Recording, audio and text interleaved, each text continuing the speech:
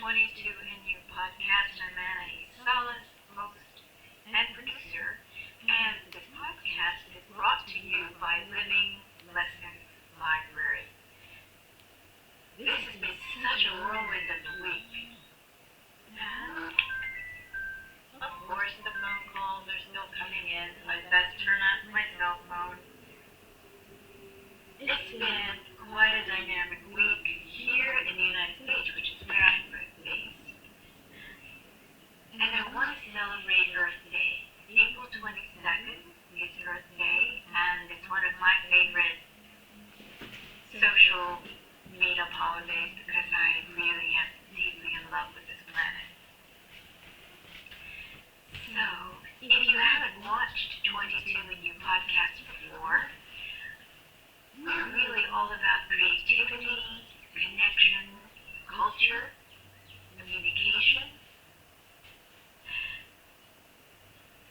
collaboration, and what we can do when we co-create together. And I'm so glad that you're watching. Now, this is a first for me. I haven't done a live before, and I don't have a guest this episode. This will be posted as a fixed episode, but right now we're live. So I wanted to talk about the power of the word. Words have so much power. And right now, what I'm exploring for 2026 and beyond is peace, purpose, and power.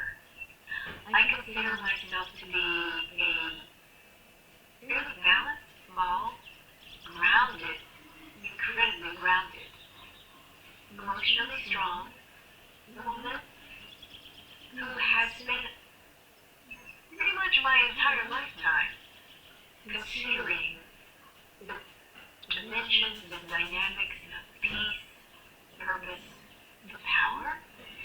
And what has tuned me into those energies has different faces, has different sounds, and has presented in incredibly different ways through the course of my life. Another thing that I dearly love that's part of human expression in this world is the power of the word shared as poetry. I'm enchanted to be a member of Reclaim Philadelphia, which sponsors Wild Indigo Poetry. This is a monthly gathering in our community where poets come from all kinds of wonderful spaces and places, international poets, local poets. Right now, Philadelphia's poet laureate is one of the founders of Wild Indigo, and her name is Reina Leon. Reina, I'm sending you a shout out. An amazing woman, and her partner in this project is Sarah Browning, also another well-established, wonderful poet. So the premise of Wild Indigo is wild things thrive. And poetry, if you write it, you know that it is a wild thing. It is a wild thing that you try to coax to come closer to you so that you can hold it and translate what it is communicating to you in words that other people will be able to listen to, understand, but primarily to feel in their bodies as a kind of resonant truth that's very unique to poetry. I have some favorite poets. As a child, one of my first favorite poets was A.A. Mills. And I don't know whether you're familiar with him, but he's a wonderful poet for children. And then, of course, I discovered Langston Hughes and many of the poets of the 50s and the 60s later were passed down to me. And I have stacks and stacks and stacks of volumes of poetry. And I'm grateful that I do. And I'm grateful that I was introduced to poetry very early. I think I kind of found it on my own in the library one day, and I was enchanted by it. And then I felt the impulse to to write, and I was writing poems at age 5, 6, 7. They were obviously children's poems, me exploring the space of poetry. But this particular pillar of my own life is pretty much lifelong. And I wanted to connect with you on the power of poetry because it's explosively creative, it's indescribably vulnerable, can be. It takes the spoken word and with skill and craft translates it into a kind of shared music that comes from the human voice and the human heart, but not in the same way that song does, or instruments do touch us and move us. I was always interested in human behavior. In all of its expressions, and I find that poetry is a way for me to express my feelings about human behavior. Behavior that confuses me, behavior that thrills me, behavior that delights me, frightens me. Edgar Allan Poe, another one of my favorite poets. I think I was still in elementary school when I discovered Edgar Allan Poe. The Raven, what a poem. My favorite poem, well, not my favorite poem, my favorite poet, period, of all time, at this point, and I'm open to this changing, is still William Shakespeare. Unimaginable depth of awareness and such a master of the English language and of human emotion. He's still an absolute my number one favorite poet. Coming. Who are some of the other ones that I would like to name? They'll come to me maybe as I continue with this conversation. So I'm here this evening because I've been in an expansive mode. My life is expanding once again in ways that I hadn't predicted. I'm thrilled to pieces because I was stagnant for a number of years, really, since I held pretty much my last international retreat, which was in 2017, and I did that in Scotland, and we began at the Findhorn Foundation and just, bummed around in some incredibly beautiful spaces from the town of Findhorn, where the Findhorn Foundation lives and still thrives, down, south, down, that gorgeous country, down into England, and into some of the environment that Shakespeare would have visited himself. Incredibly rich. 3 weeks with a wonderful group of people, and then It was almost as if creation had said to me, it's going to take you years to fully process and digest what you've experienced here on Anaiis on all these levels. So come home. We have more gifts for you. There'll be different kinds of co-creation. But for now, trust that you have given enough, shared enough, explored enough, suffered enough, and that you're now on a journey of really profound personal transformation and healing, which I have begun some decades earlier, early in my life. I was use the word precocious to describe how I move through the world. Also, absolutely multidimensional. I have had quote-unquote spiritual experiences that, yes, they do evoke incredible feelings of connection to what I call Source Creator. I'm not a traditionally religious person, although I am an ordained minister, and I believe deeply in many faiths, Christianity being one, Judaism being one, Islam being one, Baha'i being another. But I've never chosen one as having the exclusive right to put me in a box with the word God printed on it. So I've done quite a bit of journeying around what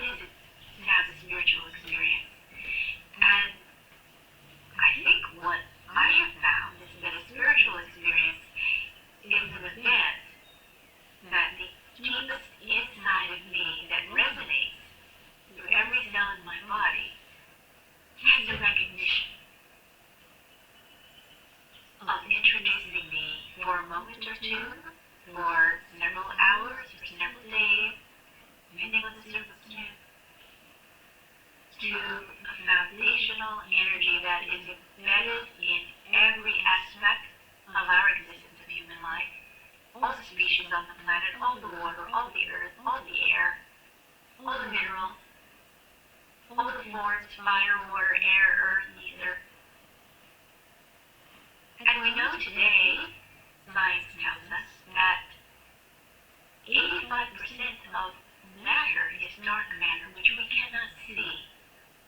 And what I have found to be incredibly moving spiritual experience has been experiencing what cannot be seen with the physical eyes until you've trained them and opened them all the way up to that part of you that's deeply connected to who you are and why you're here. And I do believe that we all absolutely are here for a purpose. It may not be a purpose that our conscious mind will ever understand, but it will end up being a purpose that is folded and woven absolutely perfectly into what is available and possible in the experience of being human. And that's just one small fraction of what's available.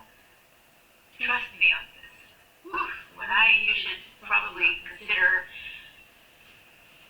reading my self-published book, The Living Smile of Transformation, where I do share some of that, because, and I've done some of that sharing in my special series, Pour into Pause, because I feel, at least at this time in the United States, many of us are feeling so triggered. Our nervous system, our emotional bodies are so triggered by current events. I think really current, I think they're recycled events, just coming back in a different form, a different costume. However, we do have always available to us A means of unplugging from what on earth has now become a very clever labyrinth. Do you know what a labyrinth does? Have you ever walked a labyrinth? There's some amazing labyrinths in this world. There's a powerful one in Virginia at the Casey Foundation. They exist all over the place. But a labyrinth is an expression of energy that is start, stop, go backwards, start, stop, take a few steps back in the park, start, stop. It is an energy sink. And people walk through them without understanding the experience that they're learning, which is to start, to stop, to go back into the past, and have a great deal of difficulty going on, flowing through line into the future. And it is hard. I've been through some experiences in my life that when I was in them, I was like, really? Okay, this is part of the deal that I agreed to come here and have this experience. I clearly have a VIP ticket because I'm going to get every experience possible. And if not in this lifetime, in another. And I'm someone who not only belief is not the word for reincarnation. When you understand your own human multidimensionality, you do appreciate. And it may take you, I'm sure that I have finished here this lifetime. I can't imagine why I would come back again. With what I've experienced and what I've learned, and the mistakes I've made, and the amazing things that have happened along the way. Most of it not really under my control, definitely my participation, and most assuredly my bringing my body into a co-creation that I had to discern. What am I doing here in this moment? It's really an interesting thing to figure out. Because it's Earth Day, I wanted to take some time to read some of the poetry that I've written over the years. But I first want to acknowledge those of you who write poetry, and those of you who, many of you who, like me, in one period of your life or another, if you're a consistent writer, may have saved your life, may have saved your sanity, may have kept you out of committing suicide from depression, because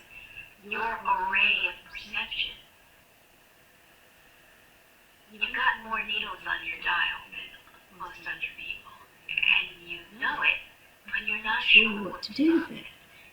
And if you're like me, there have been times when all those needles on the dial have been overwhelming, destructive, incredibly painful physically and emotionally and psychologically.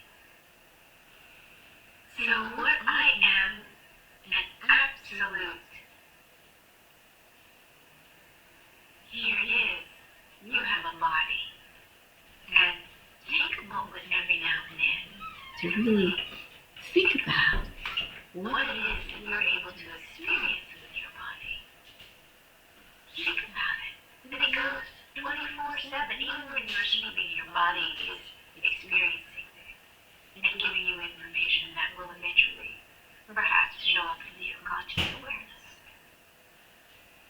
So there have been times in my life where I've been in extraordinary personal grief and despair, and had end my life impulses. But that's when creativity always tapped me on the top of my head, on the back of my heart chakra, and in the pit of my stomach. And said, no, that's not how we're going to integrate what's happening to you now. And time will be part of what integrates what is happening to you now. And there's a larger part of me that always said, trust the next moment. Trust the next breath.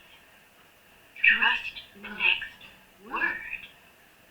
Trust the next brushstroke. As a painter, you would see some of my art up on the wall in the back there. As an artist, I had to trust the next color, the next brushstroke, the next placement on a page or on a wire model, or in the lens of a camera. So I'm here also to talk about trust and vulnerability and how poetry can be such an impactful way to release emotions from what seems to be just a physical body. That can be contributing to lack of stamina, lack of energy, lack of motivation, and can set you out of being stuck in a labyrinth. And that's keeping you trapped. It's taking you going forward and then backward and around, forward, backward and around. So, when I first became a writer of poetry, I think the first poem that I wrote and shared publicly was a poem that I wrote during a very spectacularly difficult time in our country's history. And that was a time in my life when I thought I wanted to become an interpreter for the UN, and I wanted to learn multiple languages so that I could communicate with so much more. Of the planet than what living in America and being an English speaker having been born here to provide for me. I get to learn a fair amount of French, a little bit of Italian, 10 words of Chinese. Shit. Thank you. But when I was in a very, very passionate and sexually intense marriage, the way that our energies refused to blend, We're incapable of bending. or sublimating ourselves for one another, not even for the most noble undertaking or effort. I was in that situation for 13 years of my life, and some of the things that I experienced in that relationship for me were unspeakable. One of them was nearly fatal, could have been fatal, but it wasn't, because I have a relationship with my body that says our destiny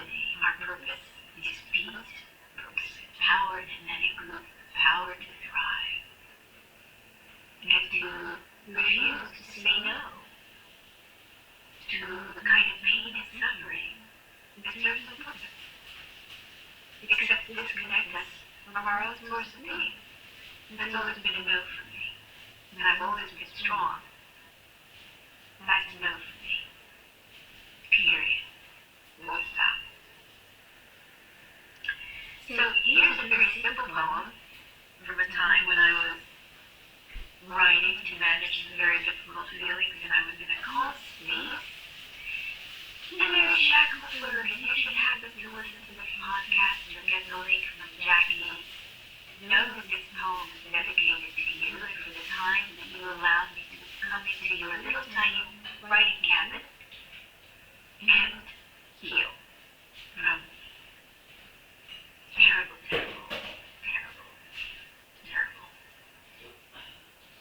multiple layers of suffering. Very shock. Awake in my life. In this cabin, this room where everything I need built itself around me, like a mother, or finding of essential things, or entering at last into the heart of the lover who was always there, waiting in the fullness, in the emptiness, in this wide, red yes, rocking me to sleep. Thank you, Mary. This poem is for Kate. Kate Was one of the co-teachers at my first multiple month retreat week, living lessons, which was my first course that I designed. For Kate, grandmother's prayer. Now when Kate came to teach with me, a couple of other people, she was in her late 70s, early 80s, an amazing woman, shapeshifter and shamaness, who lives on a little island off the coast of Washington State. Kate, this is for you. I could say these things simply. when you grow old and you've lived a good life, Full of rage and wonder, the star above your head. Yes, that one you can reach with your lighted hand. Because two stars, together these sisters spin the web of light that awaits you. The light beside this one, slide out to the right. Purple river streaming from your closed eyes warms the waters of Europa. Lightning bursts from your still heart, spread like a hawk's wings over Chaco Canyon, and be born both near and far, you fall blazing like a sweet berry into the mouth of the great bird of rest and summer song. I could say these things simply, but who would believe me? Who has ever loved me for telling the truth?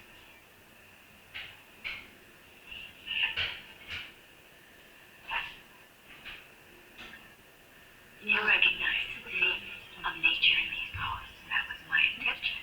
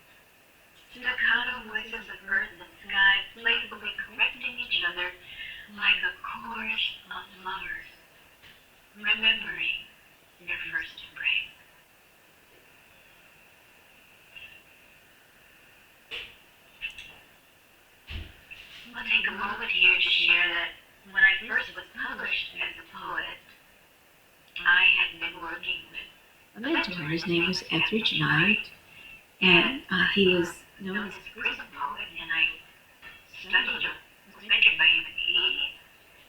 And because he was published and very well known and respected, there were about 7 or 8 of us in his group, and we had an amazing time sharing our poems, reading them to each other, writing new ones, and being brave enough to say, would you look at my poem, please? Tell me what you feel. How would you think you feel? And Etheridge was an amazing poet. His work is still, you can find it in a library. He was a black man who had had a difficult life because he was a black man. He was an addict. He was a heroin addict, as I discovered when he lived in my house shortly up on the 3rd floor apartment. And I went up there one day just to clean, and I found his needles and his supply, and I had to insist that he leave my home.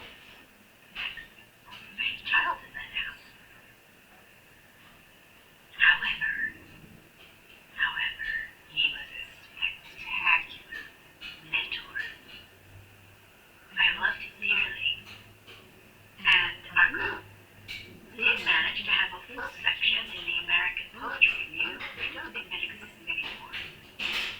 But I had 2 poems in there, and I still have them tucked away inside because I saved a copy of that publication. I'm not going to trouble you with that now. They were okay poems then, but I've done better since. So, this is for Etheridge.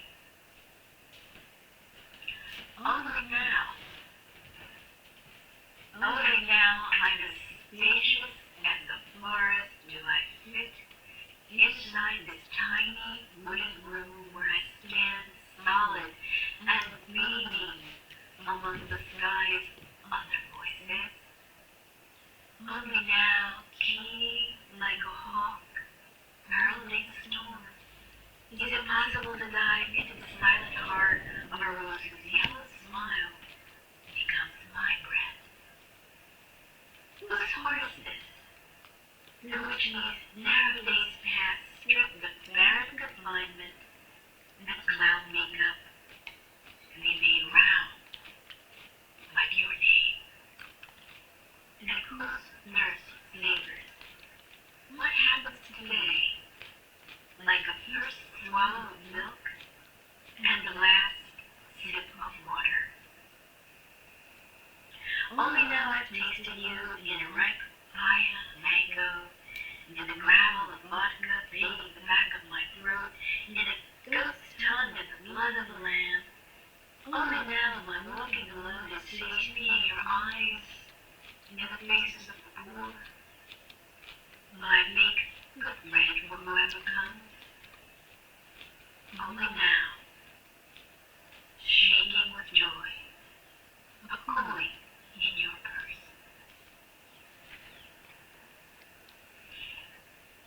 Thank you, Etheridge.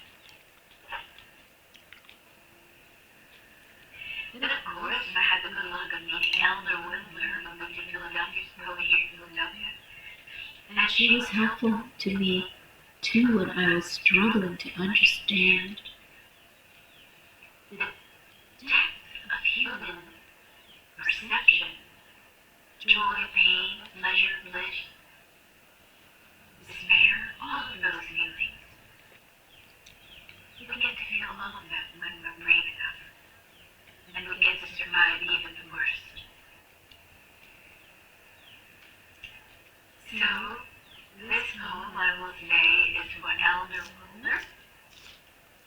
Eleanor, I haven't heard about you from you in a long time, but this was for you. take a sip of water. Excuse me for a second while I Reach down and get my water because it's handy when you're reading or reciting or speaking. You want to keep your mouth lubricated and in a state of graceful flow so that what you you want to communicate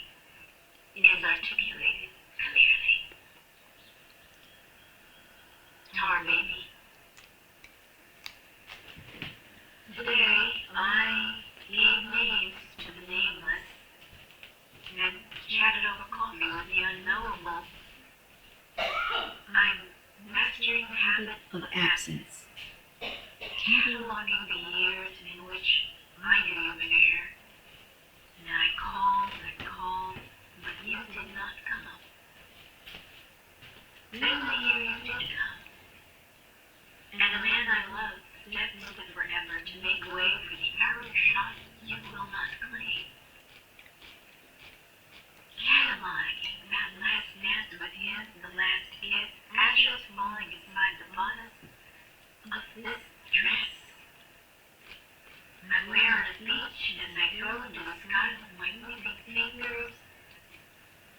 This arrow year in which I bleed letters, while you are as silent as the grave, though still alive somewhere. I feel you. There is no name for this. Cataloging of years stretching themselves on canvases of marsh, grass, glacial rock, peeling now of dying madrona, empty beaches, darkened Roads, amber sunset, currents standing alone in circles of blue water, years in which you will not be where I am. There's no name for this.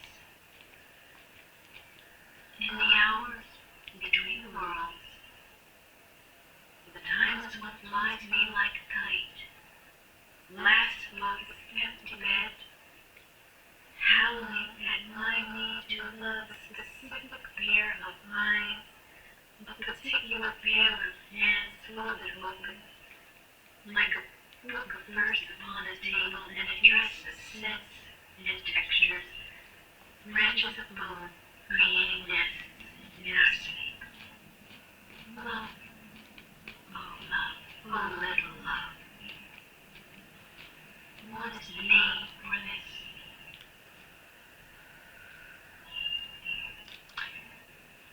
This is one of the poems that held me in a snake's face from being absolutely, utterly overwhelmed with despair and heartbreak and a loneliness in my bones that I did not previously have. And for me, that is the glory of poetry. Because every poet is unique, every experience, though perhaps universal, is expressed through their perception, their awareness, the words they choose, the rhythms they combine. It's such a beautiful craft. Our baby. That was for someone who I cannot name at this time, but I know them deeply, beyond space and time, which in itself is a poem. This one is about feeling really curious about being an adult and having another birthday roll around. What is that? Why is it we mark our birthdays in 360-day cycles? Who set that up? I wonder. I'm not sure I know. I might have to Google that. Or ask God. Doubtful. Birthday. The clock strikes 6 in the evening on this day that could be half my life. Angels rush my forehead when I wake.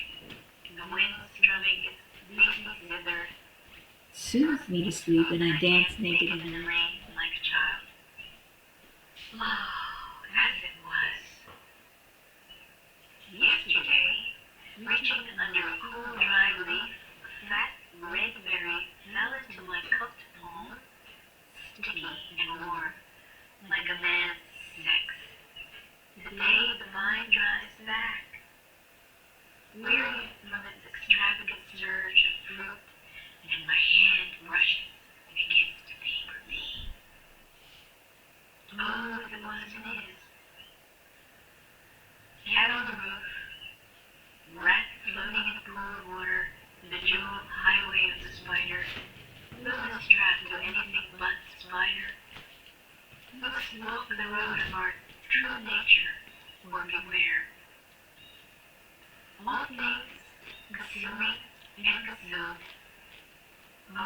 as it was, is, and shall be.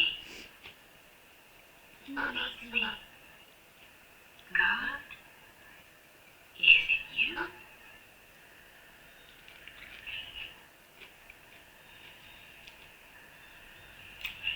So I've been a liberated woman, a fortunate woman, a married woman, a mother, a sister, a daughter, a cousin. Spring allergies are getting to me right now. They're quite active. Take another sip of water. Or I shall soon sneeze. I haven't taken a Benadryl today. It is April 2026, and birthday is April 22nd, just in case. A reminder. Where I live right now in Philadelphia, particularly where I live right now, at a specific location. Yes, it is absolutely spectacular. I feel some days like I'm living in a private arboretum. I have a special place where I sit Right near my particular place. And I have a cafe table and chair that right now is situated under the most glorious, gloomy, dwarf crab apple tree that I've ever seen anywhere. Stunning. It looks like a giant wedding bouquet.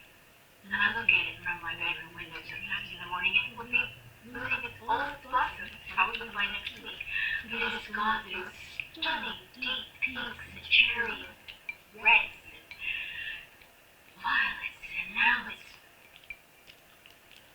just barely pinkish white blossoms with beautiful tall branches waving in the gentle breeze here, and all the branches of the tree dropping blossoms like confetti. It's absolutely spectacular.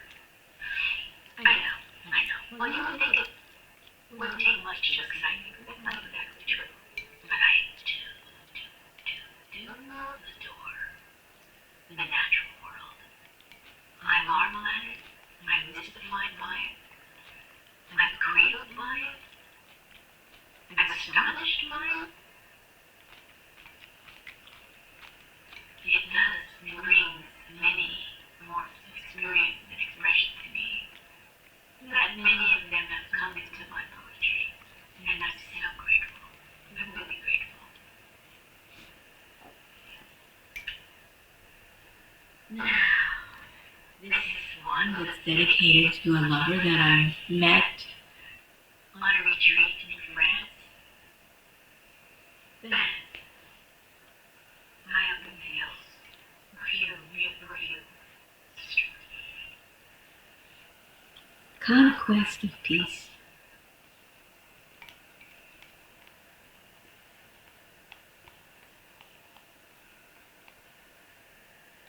I'll say it. Really.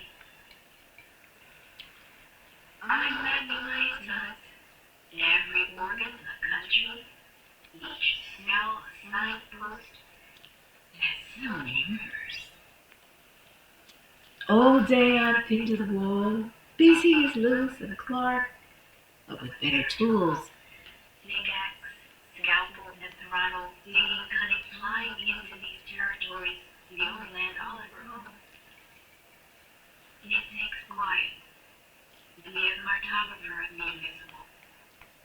It takes flowers in a vase, the vulgar intensity of a California poppy, hopelessly orange comically purple. It takes a honey jar turned upside down on a cloisonné tray, and on the stove, wood piled and ready to burn. North of Lance, in that tangible place of stone, goats, fragrant room, whittling an ancient book, charting the stars of the back of your neck as you sang. I fell off a cliff. I'm falling toward you even now, waving this bony explorer's flag, marking out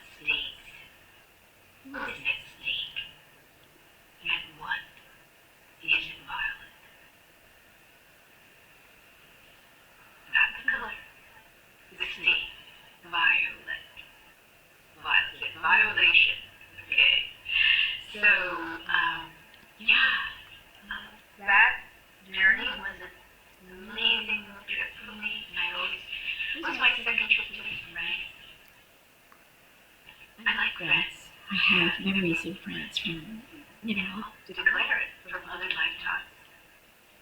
We were the happiest of lifetimes, but I love the land, I love the people. Now, this person to whom I wrote this poem, it's not French, we just happened to meet there long, long ago. When I was somehow magically able to Globetrot, and I'm still never sure how exactly that became available to me, but it did, and I said yes.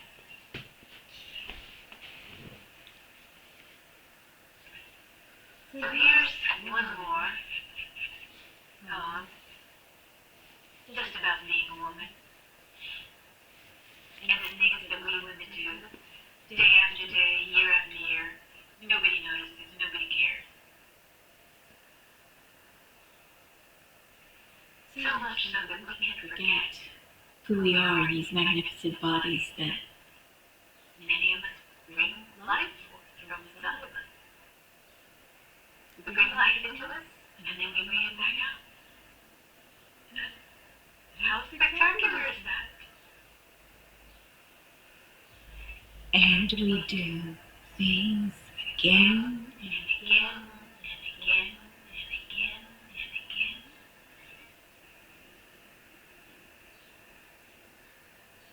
If you were to think cumulatively about all the laundry that you've ever washed as a woman with a family, and put it in all the baskets. and put all of that on the gigantic scale, think about that. That's how much you've carried and sorted with these Beautiful beautiful bodies bodies. that we have. Men too. But I have to be a woman. I write as a woman. Dirty laundry. Clothes hot stiff on the wire line, singing dry songs of what I did do with these hands. The weight of my life flows away from me now into locked cubicles where who could hold that much memory and live? What a woman does not do with her hands. Hands scars the world. What a woman does with her legs holds the world together. Until she, shaking and ground, split like the earth, strange, afraid of itself, gives birth.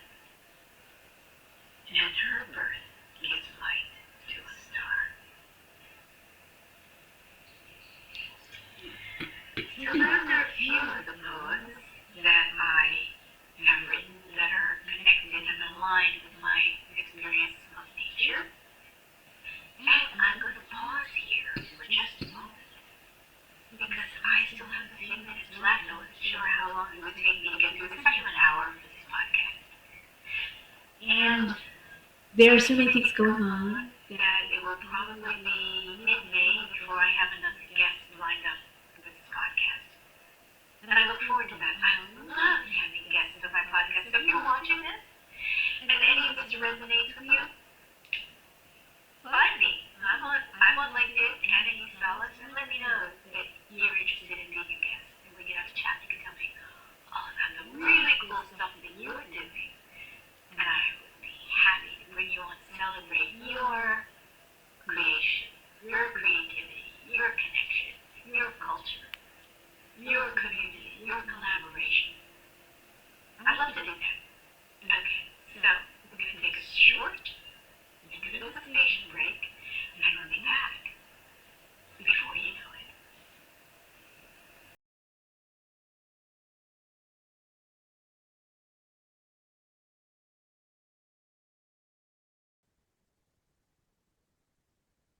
We had a little bit of a technical break there, but I'm ready to resume.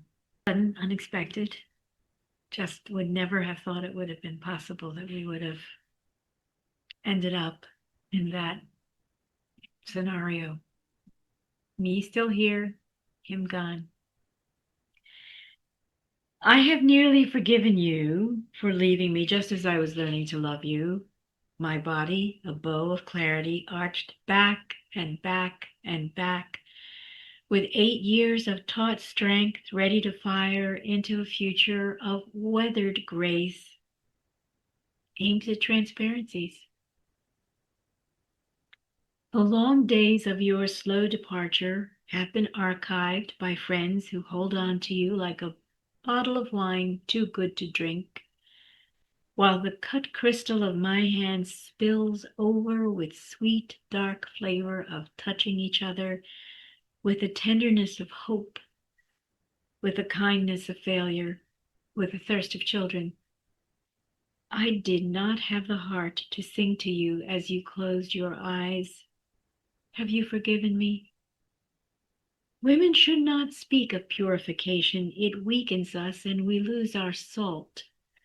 So I wear your death like jewelry, knowing full well its worth. I hurt all over now, the way snow hurts as it melts under the sun's gaze.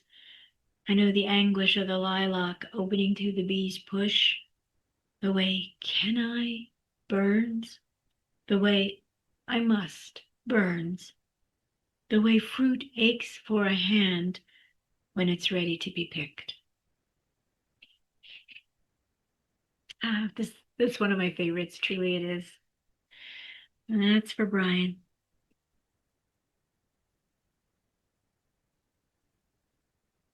And then there was what followed. Willow in a rainstorm. Aphrodite's robes tangle in a love. Aphrodite's robes tangle in a lover's knot. I dreamt rhythmic tug, dull shears in a sexless stranger's hand. Like a willow in a rainstorm, my body shudders and weeps, and I wake, choking with remembrance.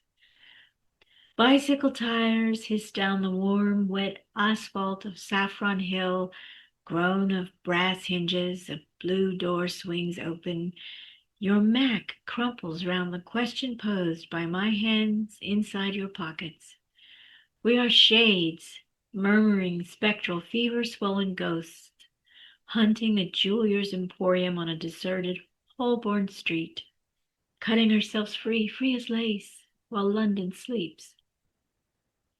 I don't want to love you anymore in precisely the same way I don't want to save shoe boxes of fabric scraps, expired passports, or stories begun but incompletely told. I want to pull the warmth of you off like a wedding ring from a finger. I don't want to hold you anymore like my own breath, familiar but invisible. Nor do I wish to recline ad infinitum awkwardly, a half-buried stone in a burning field thick with the dust of exploding marriages. Eyes gaze vacantly, cities of fat clouds belching up cargo of slightly charged skins, sulfuric introductions, proof of suitable vocation, profile, like condolences bring no red silk.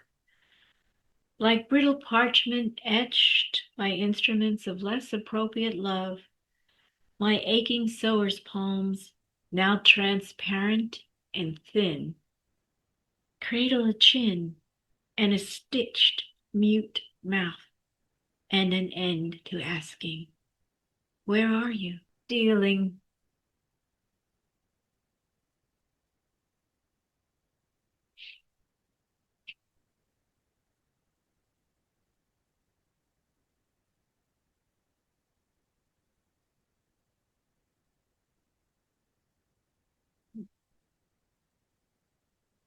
Playing with fire.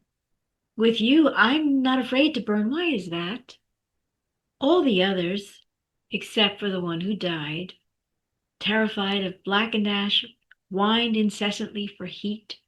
I spewed steam like old faithful cooked made beds and love, but kept this blaze to myself. One look in your eyes and I start screaming for wood. Why is that?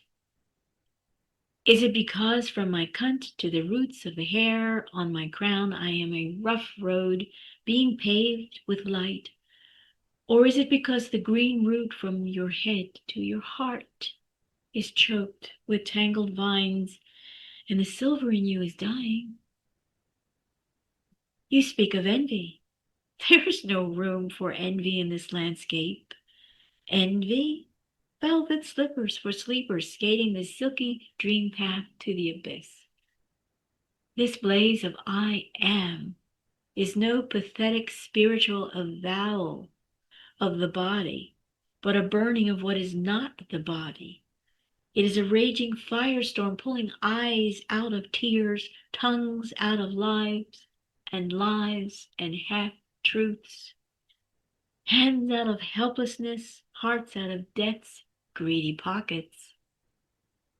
Kiss me, dance, on love's cremation pile, crackling and sparking with the bliss of owning at last what is. And if I am in love with a corpse, or have mistaken glint of steel or shimmering silver, why is that? God, bring more wood.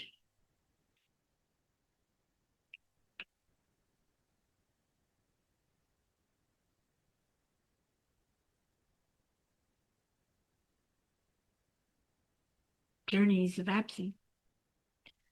Tar Baby. Today I gave names to the nameless and chatted over coffee with the unknowable. I'm mastering this habit of absence, cataloging the years in which I knew you were there and I called and called, but you did not come. Then the year you did come, and a man I loved stepped into forever to make way for the arrow shot you will not claim. Cataloging that last dance, that last kiss, ashes falling inside the bodice of this dress, I row into the sky with my weeping fingers. This arrow year in which I bleed letters while you are silent as the grave, though still alive. There is a name for this cataloging of years, stretching themselves on canvases of marsh grass, glacial rock, peeling bough, dying madrona, empty beaches, darkened roads, amber sunsets, herons standing alone in circles of blue water. Years in which you will not be where I am. What is the name for this? In the hour between the worlds, the timeless one who flies me like a kite, laughed above this empty bed, howling at my need to love a specific pair of eyes, a particular pair of hands, folded open like a book of verse upon a table, and a dress of scents and textures, branches of bones creating nests in our sleep. Love, oh love, oh little love, what is the name for this?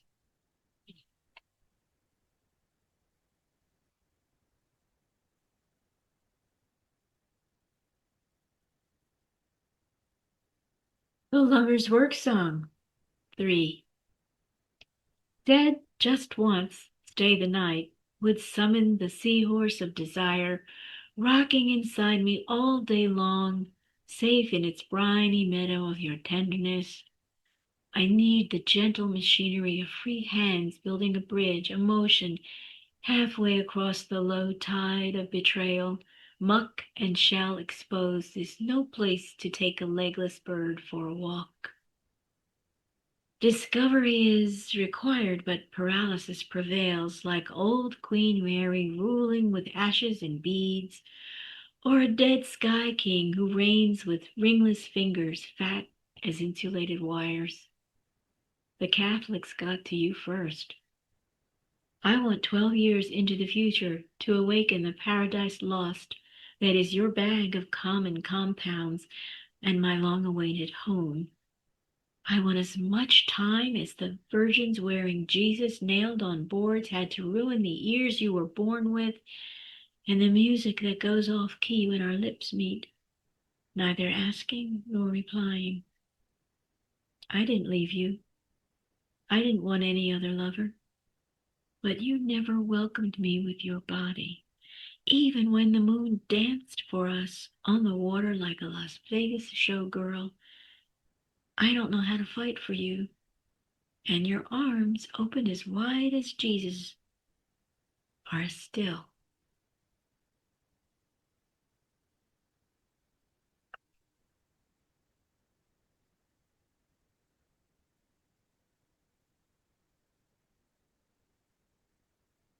Untitled 2.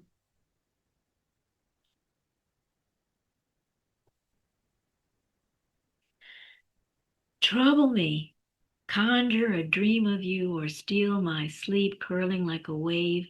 I'm half awake, longing for the scent of you, kept hidden in daylight like a deer. Dress me like a foreigner. Make a turquoise bonnet of your laughter, a turban of red silk, and say, we're only that in town. Trouble me, grind my bones with missing you, keep me humble. Doubt and joy quiver like a river beneath the plain of this lonely belly.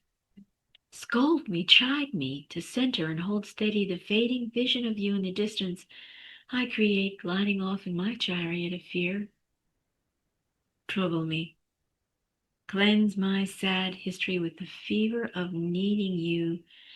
Grace me with a slow recovery, the blessing of all your stories, true and false.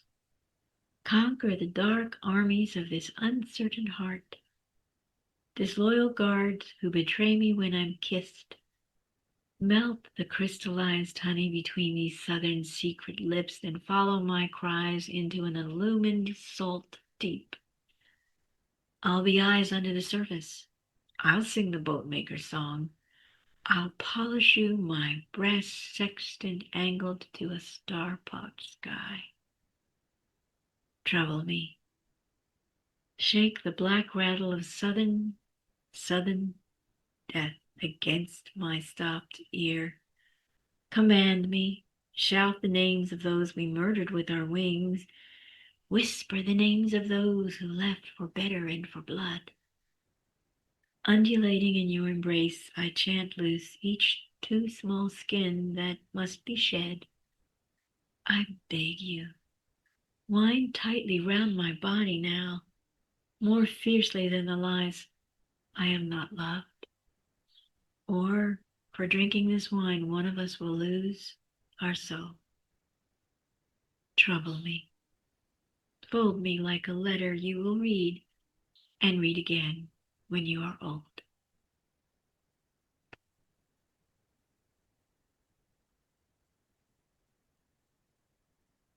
Travelers, clearly you are desperate for spring, for heaven beating light at sunrise, leaking faith, split like dry wood, weary of days spent absent from your body. You will go south, sweet lips kiss and bite. You will go south, bare feet dance on burning stone. You will go south to wear out your shoes. Hunger eats its own tail. This blue globe rolls over like an artless lover while circles masquerade what is not round. You will go east. Clocks steal your dreaming while the full moon dies in four tired corners. You'll go east. A murder of crows surrenders the child of hope stillborn in your troubled sleep each night. You will go east where I lost my purse. Like drunkards stumbling through deserted streets carved from iron ledges of will, careening away from surrender again and again, are we angels numb to the true north of God? You will go north. Tender disintegration ruins your teeth and softens your jaw with despair. You will go north. Clench fists rust open with grief. You will go north. Leather faces wearing glass smiles slip silently like yesterday into the dark gray waves of what you could not love. You will go north, where I gave away my hat and gloves. You will go west.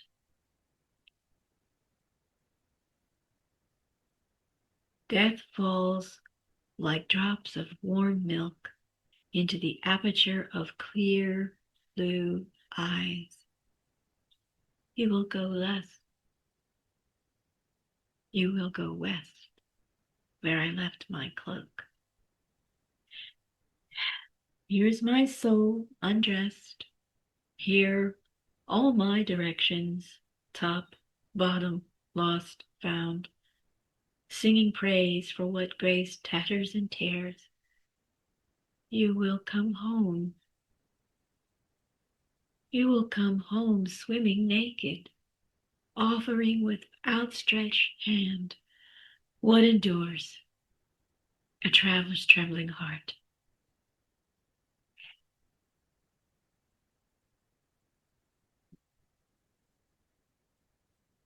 This one is for my son Max. Son, we must take what is missing and build a bridge, or all our journeys, yours and mine, will be incomplete, cargo undelivered, perishable spoiled, and love stranded, abandoned on hostile shores. Son, we must take what is hurting and shoot each other with the truth of things past when need created carelessness and more need, or we will never remember what was good, though too briefly held. Son, take your image of mother and thread it through the eye of the needle that I am, or we will never stitch a patch on the golden fabric of our dream of family, and we will go naked in the world, you and I, begging for what we already hold in our hearts.